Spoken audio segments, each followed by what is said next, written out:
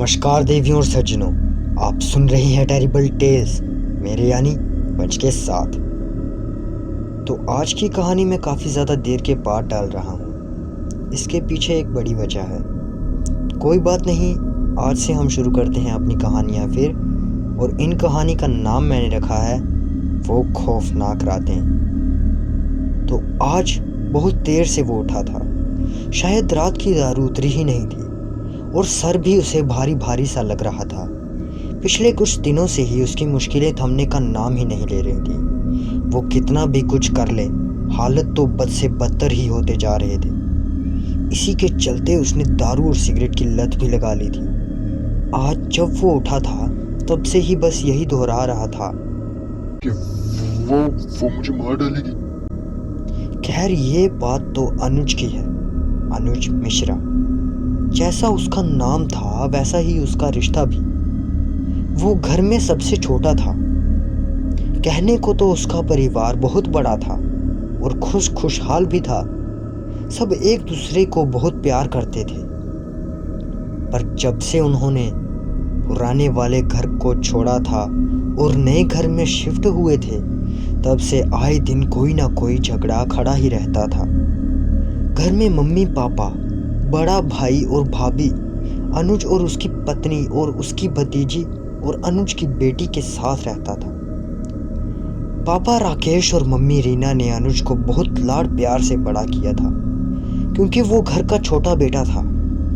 और इसी तरह भाई प्रेम और भाभी सोनाली भी अनुज का और उसकी पत्नी का बहुत ख्याल करते थे। तो फिर आखिर ऐसा क्या हुआ कि एक हंसता खेलता परिवार अपने आप बिखरने लगा? ऐसा क्या हुआ कि मंगल विला में शिफ्ट होते ही उनका अमंगल शुरू हो गया? मैं फिर से कहानी पर लौटता हूँ। बात ये थी कि आज जब अनुज को जगाया और जागते ही उसने ये बोला कि वो मुझे मार देगी, तो सब सहमे हो गए। ये लगा कि शायद कल की दारू का असर इस पर बहुत ज़्यादा है और वो बहकी बहकी बातें इसीलिए कर रहा है। पर किसी को क्या पता था ये दारू का असर नहीं, किसी और चीज़ का असर है। और अभी ये तो सिर्फ शुरुआत थी। किसी को मालूम ही नहीं था कि दूर खड़ा कोई उन पर नज़र रख रहा था। उनकी सब गतिविधियों की जानकारी को कुछ नज़रें प्राप्त कर रही थी। सबको लगा अनुज शायद डिप्रेशन में चला गया है, जिसके कारण उसे ऐसे ख्याल आते हैं। क्योंकि वो हॉरर फिल्म्स और सीरियल्स भी बहुत ज़्यादा देखता था, इसी के चलते ये मालूम करना कठिन था कि मसला है क्या।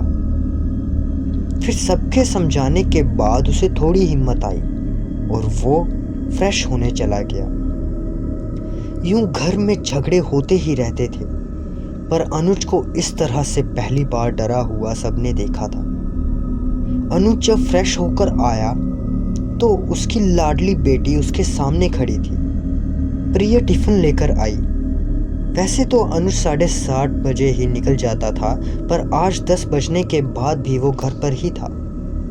उसने प्रिया से टिफिन लिया और वो चल पड़ा। उसने परी की ओर भी नहीं देखा।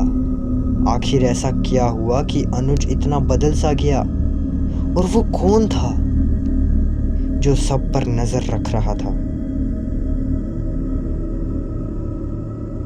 जानने के लिए इंतज़ार करें अगले भाग का। चैनल को सब्सक्राइब करें, वीडियो को लाइक करें, कमेंट्स ज़रूर कीजिएगा।